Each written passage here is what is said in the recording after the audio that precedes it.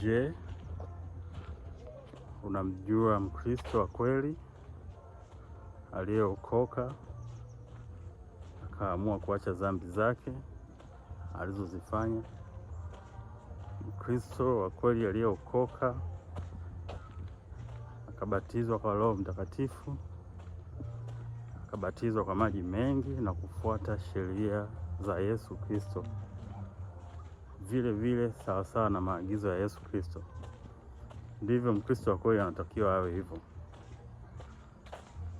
Na kisha kuwa na Roho Mtakatifu, Roho Mtakatifu akiwa ndani yako, kwa wewe uliye Mkristo wa kweli, maana kuna Wakristo alafu kuna Wakristo wa kweli.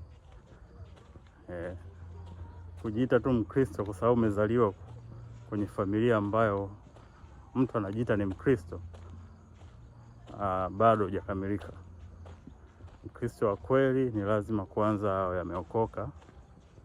Mkristo wa kweli ni lazima awe ameenda katika imani ambayo ni ya kweli, imani isiyogoshiwa, imani isiyotumia vitu kama mafuta, sijui maji, sijui vifaa vya upako, keki, sijui na vitu gani hivyo ambavyo havipo kwenye maadili ya Kikristo.